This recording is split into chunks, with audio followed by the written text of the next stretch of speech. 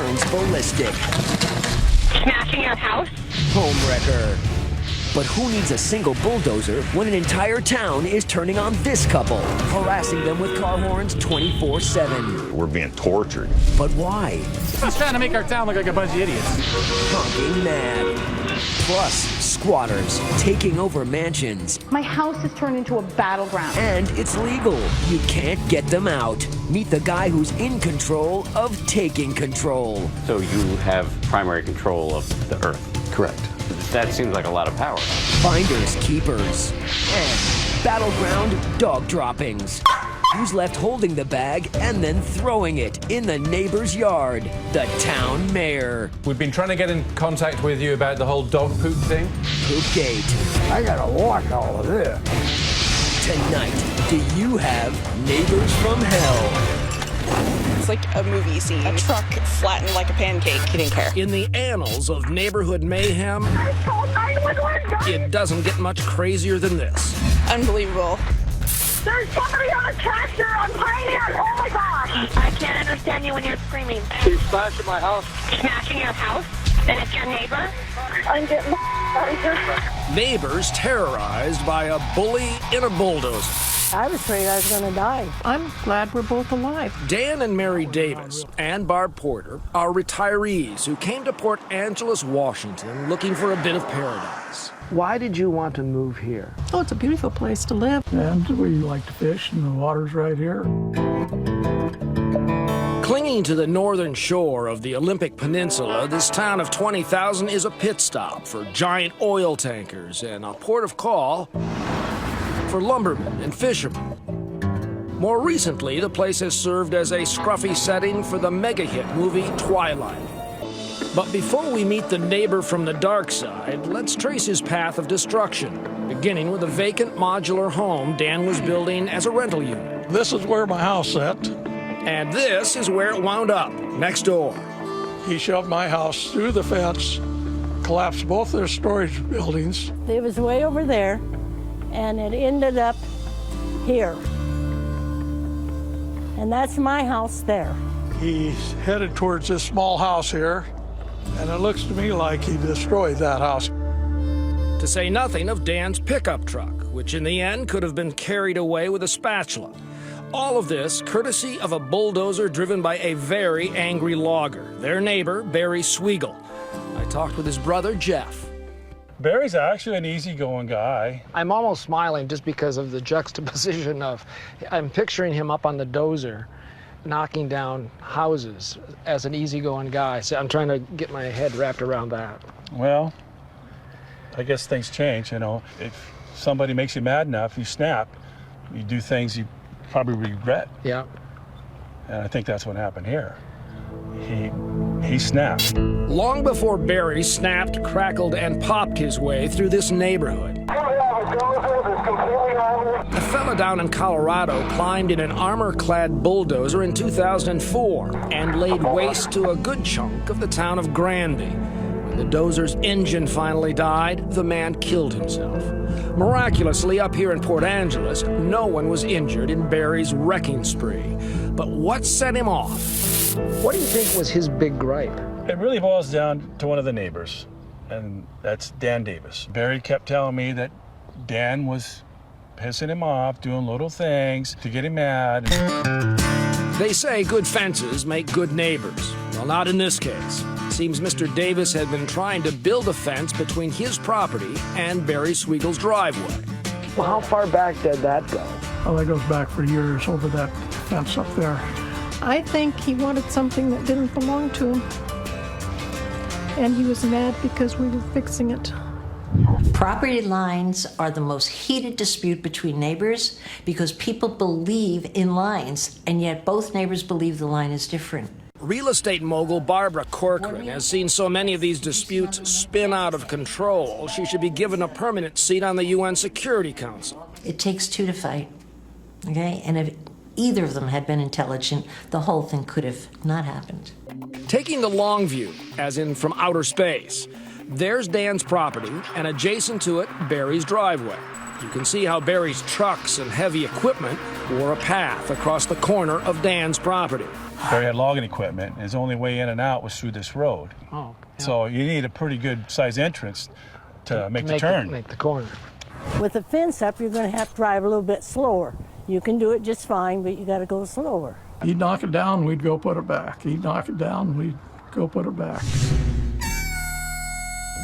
Now, Dan Davis was not about to be intimidated, but he's 75 with a bum knee and bad eyesight. By contrast, Barry Sweigel is a 245-pound Paul Bunyan in love with machinery. Instead of Babe the Blue Ox, rusting carcasses of his old toys line his driveway. If you knew Barry, you know, he's a big boy. Auto glass repairman Jason Bondi. So, you know, I'm 300 pounds, and I'd be kind of scared of him if he went sideways. Sideways, backwards, inside or out, Jason says there was something else that made Barry dangerous. He didn't know me from Adam and just flat out said that he had a meth problem, you know, and he's trying to get help and nobody will help him. Both Barry's brother and local authorities confirmed Barry had a history of drug use and a penchant for paranoia. He said we were the leaders of a gang that was coming through our property and stealing his fuel, stealing his his batteries, fuel and his batteries. He thought that this mobile home had them surveilling him in there. The government or somebody was watching him. Even law enforcement had a growing file on the odd fellow living at 2313 East Ryan Drive. He was out here with his backhoe, with his excavator, digging up his yard and digging 20-foot deep holes in this driveway right behind us. He was just digging up holes? Just digging holes. Barry's bizarre brew of anger, heavy machines, and paranoia finally came to a full boil on an otherwise beautiful morning last May, when he turned his attention back to his neighbor Dan and that fence of his. He was saying something I couldn't understand him, and he was just bouncing up and down, giving me the finger. Well, first time in my life I ever did it, I gave him the finger back. And he drove off. And then I called the sheriff. Communication, Susan? Yeah, Susan. My name is Dan Davis. I says, well, something's going to happen here. I says, Barry's been tearing our fence down for 10 to 12 years, and I think he's going to do it again. He just drove by here, and he just harassed the hell out of me. About 2.5 hours later, then basically things hit the fan. He's smashing my house. Smashing your house? When we come back, forget the fence, he's going to try to take out the whole neighborhood. Yeah, now he's tearing the neighbor's place down. Holy Jesus, I gotta watch all of this. You will too, next.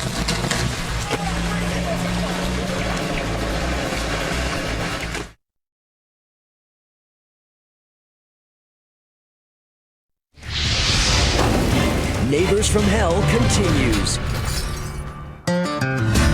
Dan Davis and his neighbor Barry Sweigel have been skirmishing over this fence for years. He'd knock it down, we'd go put it back. He'd knock it down, we'd go put it back. So like a run-up to a miniature war, Dan drew his red line in the sand, literally with spray paint, rightly guessing the squabble was about to turn nuclear. So I drove down to Rite Aid, got 2 disposable cameras, came back because I just had the feeling he was going to do something. Dan's no photographer. In fact, he's all thumbs, but still managed to fire off these shots just as Barry's dozer is about to take its first bite. And I heard the bulldozer start. He was coming up our fence line, and immediately he started tearing out my retainer wall. He took my fence out up to this point, and I thought that's exactly where he was going to stop, but he didn't. Oh no, Barry is just getting started. And his thirst for destruction is not likely to be quenched, especially with a 30-pack of cold beer riding shotgun in the dozer. What shocked me was when that house started moving, it was, and I, look, something like that gets my curiosity up, and I'm interested. Who wouldn't be? And thanks to a neighbor's cell phone video, we have your exclusive ringside seats to Barry's Rumble in the Rubble. Watch this. He's smashing my house. Smashing your house? My house. He's smashing. And listen to this 911 call. Dan's doing play-by-play of his own catastrophe. Now he's back and run over my truck, right over my new diesel pickup, right over the top of it. It was a hell of a nice pickup. And when I seen him go over that truck, holy Jesus, I gotta watch all of this, you know. The method to this madness suggests Barry is nothing if not thorough. Demolish house? Check. Crush pickup? Check. Up next, the power poles. You better get some cops up here with some guns, because this son of a gun is crazy. 911 emergency. Somebody hit the pole. Somebody did what? I'm sorry, the power line? People walking around. What a crazy! They should shoot that! Somebody is gonna shoot him. Where's the cops? By the time sheriff's deputies scream onto Ryan Drive, the electric lines have been flash dancing with 115,000 volts. By now, the whole neighborhood is in a panic, and with very good reason. I can't understand you when you're screaming. Like a crazed stormtrooper, Barry has suddenly changed targets, blasting through several backyards and fences on his way to demolishing 2 more neighborhood homes. Yeah, now he's tearing the neighbor's place down. After punching a hole in the side of the 3rd house, he takes aim at the main residence of Dan and Mary Davis, where Mary is napping, dozing as it were, on a sofa. I was inside, right behind this window almost. What once was a window. Yeah. And I kept hearing the noise louder and louder, but I was, about half asleep. And my dog was acting funny. Ernie had every right to feel a little peculiar. All hell's breaking loose out there. Mary's bedroom takes a direct hit. And I see a lady standing in the doorway, and I'm just like screaming on the top of my lungs, like freaking out. Get out of the house! Get out of the house!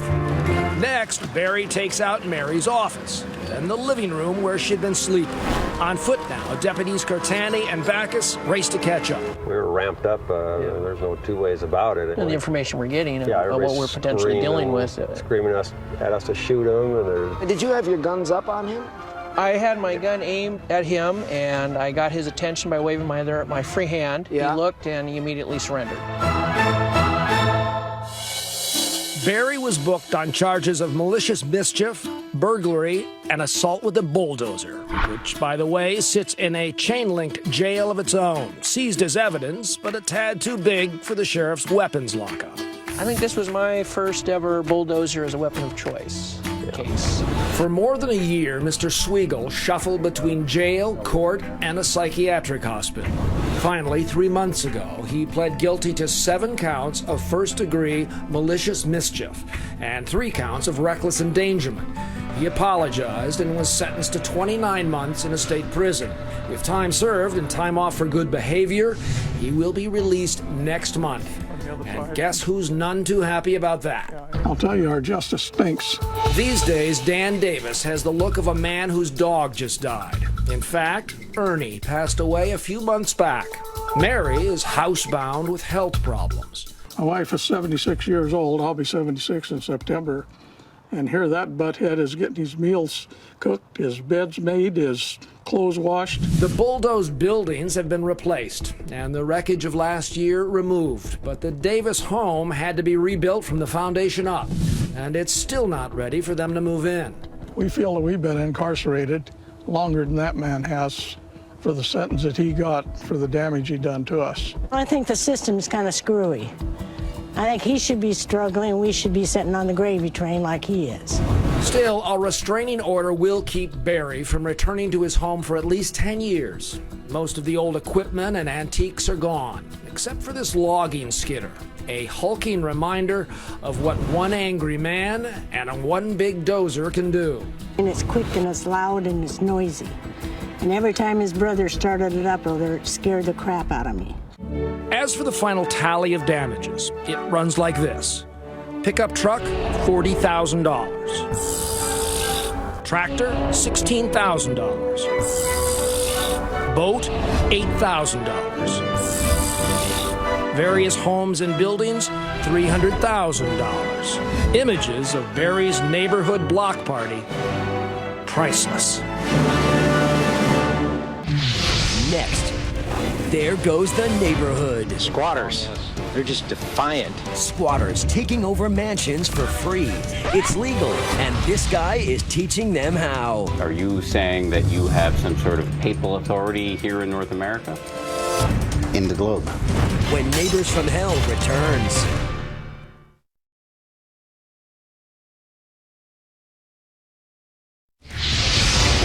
We return to Neighbors from Hell. What happens if your new neighbor just won't leave? They move in but refuse to move out. They still refuse to leave. Becoming a squatter from hell. My house has turned into a battleground. What a mess, right? Like the recent Airbnb house guest in Palm Springs. A squatter nightmare. She says the guy who rented it won't leave. But if you want to hear what may be the craziest, most outrageous squatter story, you gotta go to Boca Raton, Florida, a city synonymous with conspicuous consumption, designer clothing, designer dogs, and bombastic boats. Welcome to the aptly named Golden Harbor Drive, where everybody's backyard is right on the water. Rocking the infinity pool. Pretty good look. It is a Tony enclave that not long ago played reluctant host to a strange and uninvited guest. This is it right here. Yeah. Mike Avram lives here and notices something odd transpiring at a house on his block. This is a sweet house. It is a $2.3 million, 7,500 square foot plus-size palace. The previous owner had money problems, signed it over to Bank of America, and moved out. Now, a stranger is moving in without paying a penny to the bank, and he's not alone. A bunch of guys pull up and move into this beautiful house and tell you they are establishing an embassy. An embassy for their mission. Their religious ministry. mission. Yeah, and they're going to have transient families coming in and out in accord with their ministry. And your response to this was? I don't think that's going to fly. It gets even weirder quickly. The new occupant posts paperwork on the house saying nobody can enter without an invitation and 2 types of ID. On the elaborate forms, the name of the man who now claims ownership, Andre Barbosa. Neighbors Google him right away, and up pops the Facebook page of a 23-year-old Brazilian, an aspiring hip-hop artist who calls himself Loki Boy after the Norse god of mischief. That is when neighbors call 911. They've changed the locks, they put a no trespassing sign out, and they're moving in. All right, I'm going to have an officer dispatch as soon as possible. Called the police on these right here. Squatters. They're just defiant. The cops show up and speak to Loki Boy, who you can see right there on a neighbor's cell phone video. But here's where what seems like a clear-cut trespassing case gets truly crazy. Loki Boy presents the police with this document, which stops them in their tracks. Loki Boy is claiming something called adverse possession. The notion is that someone can move on to a property, fix it up, take care of it, and after a period of time, it's their property. It is an obscure but very real law that is on the books in all 50 states. If Loki Boy stays for 7 years, the mansion is his. So this kid was pretty clever because he was using language that was very confusing for you and your force. Absolutely. Thus begins a bizarre stalemate, with Loki Boy occupying the house day after day. Police, prosecutors, and the bank are in a state of confusion and paralysis, which is a lucky break for Loki Boy, who meanwhile is living large, working on a new rap video with the mansion as a backdrop. Was that frustrating for you? Very. More than 4 weeks into this thing, Lynn Houston, a nervous next-door neighbor, has had enough of this squatter from hell. I was going to do anything to get rid of him. Anything. You were willing to buy that house? Yes. You were going to take out a mortgage? No. Just pay cash? Yes. Pay cash for this house to get this kid out? Yes. Neighbors outraged to find out. When her phone calls to the bank are not returned, she alerts the media. Hard to believe, but true story out of Florida. The nervous neighbor is convinced that the nightmare here on Golden Harbor Drive is connected to something much larger. I believe there's somebody much more important, much higher, much wealthier behind him. Don't know who. We decide to do some digging. Remember those weird documents Loki Boy posted on the front of the house? There is another name on there, James McBride, who, as we learn, is the founder of a mysterious group called Divine Province. Can take back all this property that has been taken from us. McBride is an ex-con who's done time for cocaine importation and run-ins with the IRS. He says he hasn't paid federal income taxes in 26 years and claims he can teach you how to live like him. McBride is very suspicious of the media, but he agrees to speak exclusively with ABC News. What is your connection to Andre? He's a member of the Divine Province. He says he didn't know in advance about Loki Boy's mansion takeover, but he now supports him fully. It's lawful to move into a house that's not yours and say, this is mine. Correct. But there are many other laws McBride feels he and his followers are not subject to. How? He shows me a seal he says was a gift from Pope Benedict himself. What can you do with this?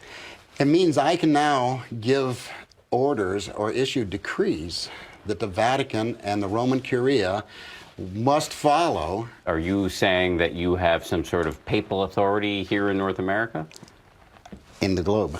In the globe? Correct. So you have primary control of the earth? Correct. That seems like a lot of power. I understand, it is. And a lot of responsibility.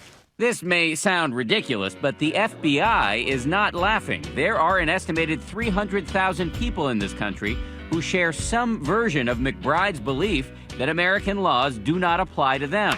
Some of these people are using tactics like adverse possession to take over vacant homes. Why did you decide on this house?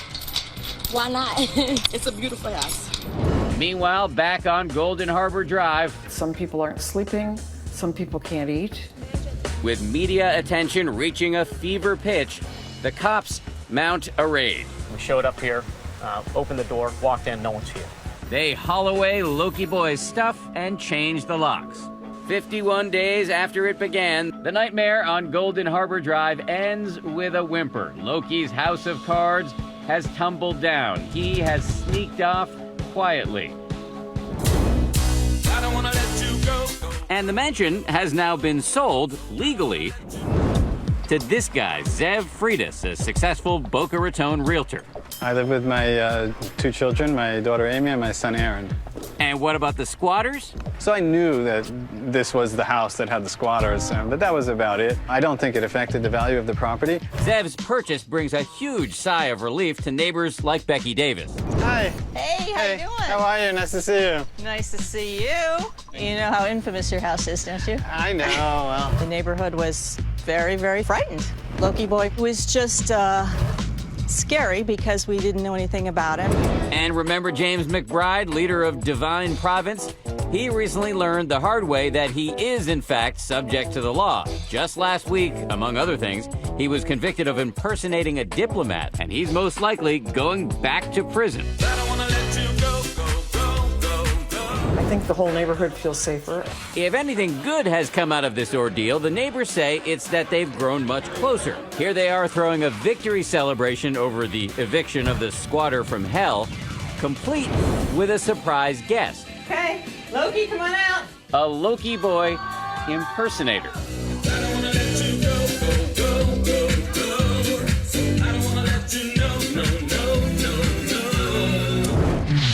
Next, why are all these cars honking their horns non-stop? A policeman, a fireman, even the mortician. Because of this man and his battle to buy this house. It's called menacing by stalking. Driving him out or just driving him nuts? When Neighbors from Hell returns.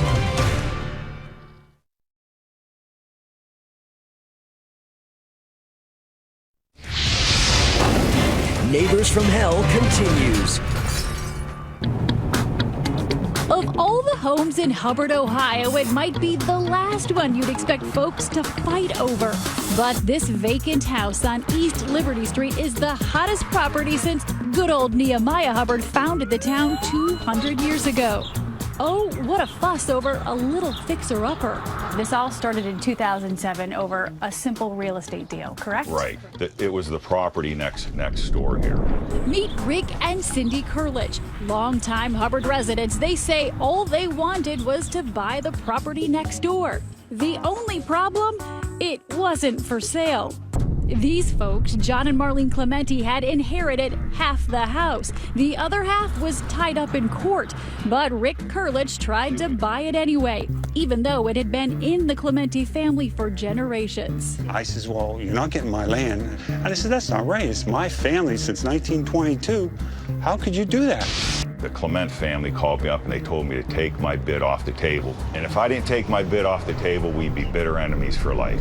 Rick never got the house, but he says he's still paying for what he did. As the town fire chief, Clementi had lots of friends, and suddenly Rick and Cindy say it seemed like every single one of them was driving by honking the horn, and it wasn't to say hello.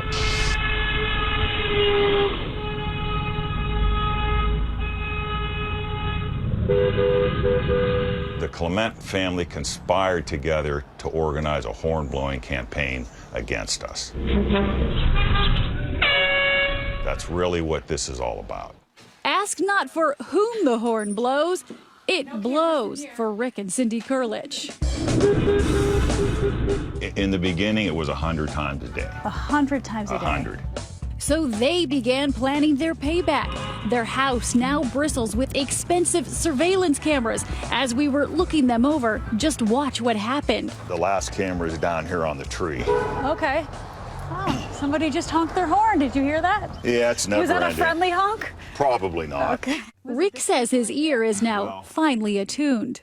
Do certain makes and models have a particular sound? Yes. You can tell an import horn from a domestic horn. Who are these horn blowers? Not just people in the town, but people who work for the town. Firefighters, including some from the department John Clementi ran, and police. Here's one of Hubbard Township's finest, not serving, not protecting, just honking. It's enough to wake the dead. This hearse caught 10 times. And would you look at this? The horn on the bus goes.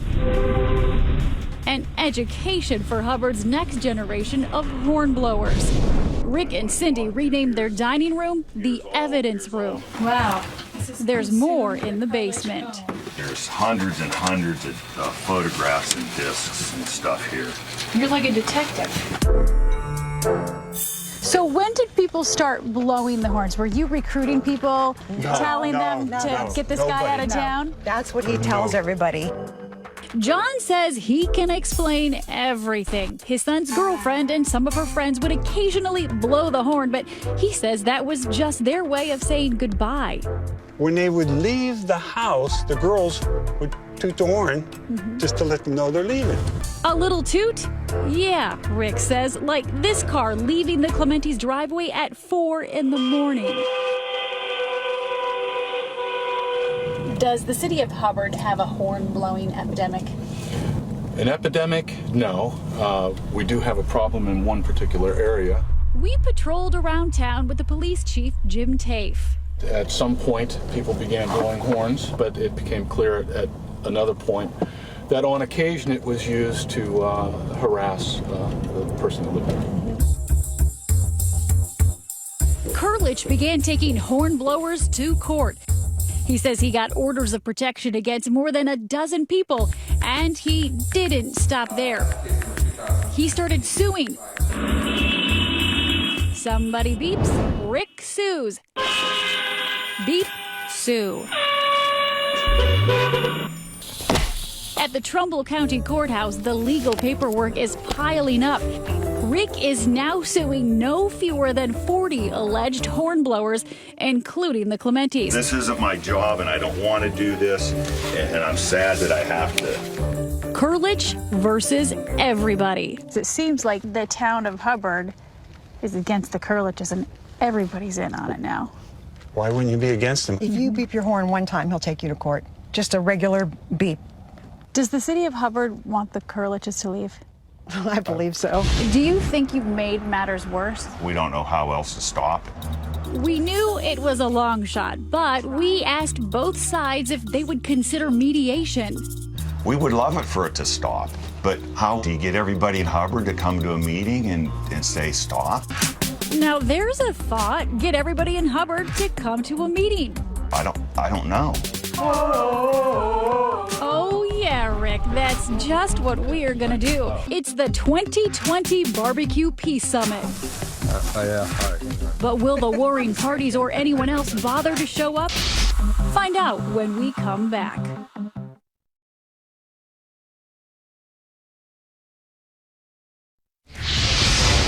We return to Neighbors from Hell. Which is the real Hubbard, Ohio, the peaceful city that claims to be the official home of the nicest people? Or the horn-blowing bedlam captured on Rick and Cindy Kurlich's surveillance cameras? This is some stalking. Has it become a living hell for you? Yes. Oh, absolutely. Definitely. They say horn-blowing bullies are ruining their lives. How do you get out of the situation? We really don't know. Former Judge Billy Columbaro says she knows how it might be solved. Well, we're on our way to see Mr. Karolich and Cindy. On a gray and rainy Friday, she came to Hubbard to try to mediate the noisy feud. The minivan diplomacy begins at the Kurliches. Hello. Hi there. I'm Rick. The judge says mediation has a better chance without cameras. All right, guys, you can leave. Out of here. 3 hours later, Judge Billy emerges with a slice of coconut cake, but no deal. He's thinking about it. That's a good first step. Next up, the Clementis, the people Rick and Cindy say organized the horn-blowing harassment in the first place. Hi. Another marathon session, but at the end of the day, My assessment is they're just not ready for mediation at this point. it looks pretty hopeless. But the next day, clear skies and a new plan. 2020 throwing a peace and reconciliation barbecue, complete with banners, balloons, and burgers. We even hired a classical guitar quartet and an a cappella group, hoping their harmonies will inspire. We all just arrived on the scene. We got about an hour before everyone starts arriving. We've invited the entire town with full-page newspaper ads. It was a big story. A national news magazine is back in the Valley today trying to help resolve the horn-honking harassment case in Hubbard. Cheeseburger's ready. Who had the cheeseburger?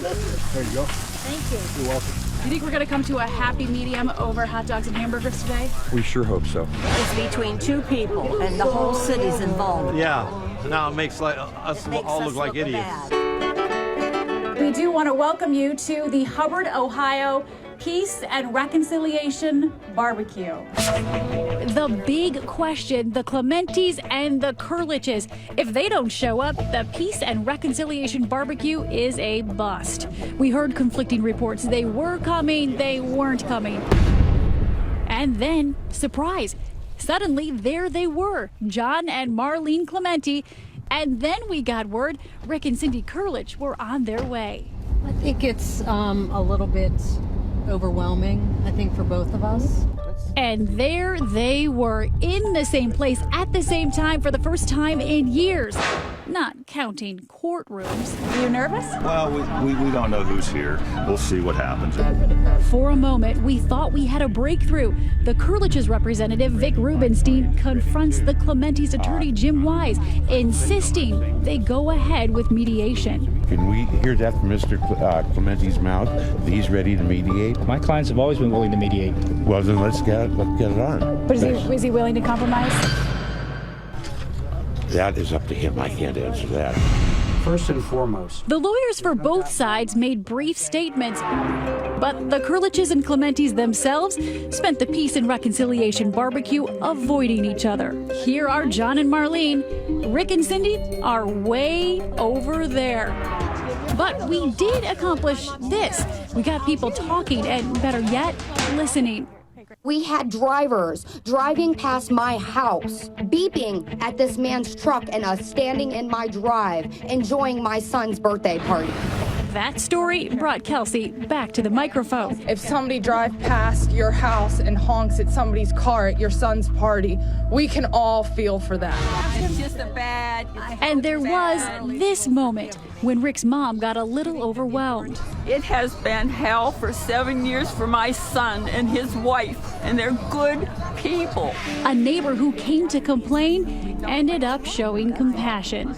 Well, let's hope it's all stopped. I hope it stops. Stop. We just don't like what happened. I know. So maybe this wasn't the end, but it sure felt like a new beginning.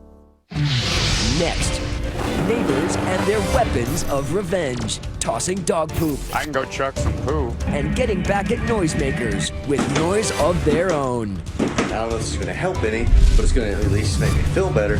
When Neighbors from Hell returns.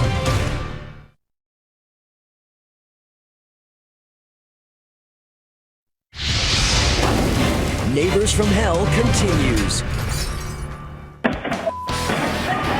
Neighbors. You can't choose them, and judging by a quick trawl of YouTube, there are a whole lot of neighbors from hell out there.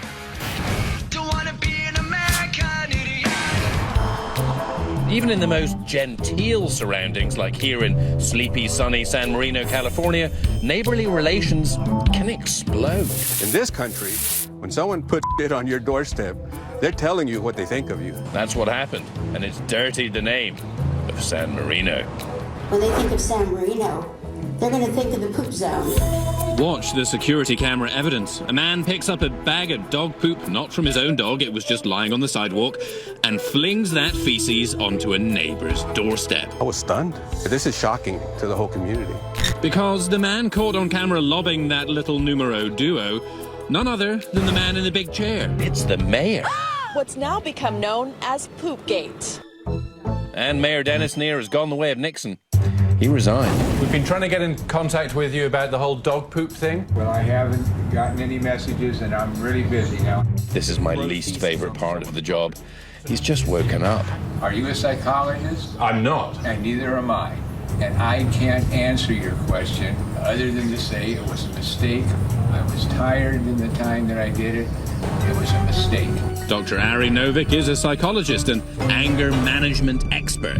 We all have made judgment errors. He said he was tired. Okay, and that's quite possible. And certainly sleep deprivation can do that. But there's never an excuse for throwing feces on your neighbor's yard. The neighbor in question is this guy. He says, it got a little bit heavy and I decided to drop it. And this little bag was less than half, a pound.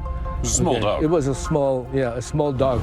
Philip Lau is a regular thorn in the ex-mayor's side, now making political capital out of projectile poop to stop Mayor Neer's agenda in its tracks. He's proposing painting bike lanes along the road. We had fought against the tennis lights. So you are a concerned citizen, not a pain in the butt. That's what I would think, Lau thinks this was an act of vengeance.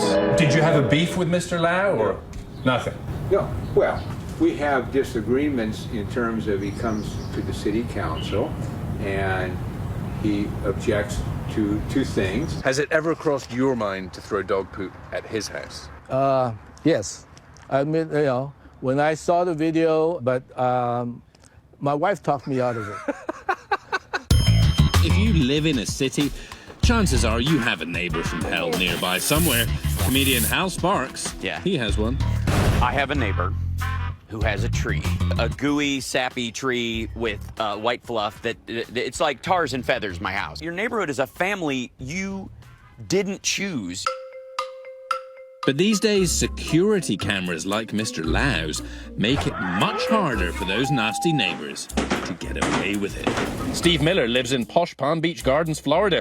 One day, he noticed a bag of dog poop on a bush in his manicured front yard. And I noticed there was another 10 bags in there. So I went to the store, bought a video camera, and mounted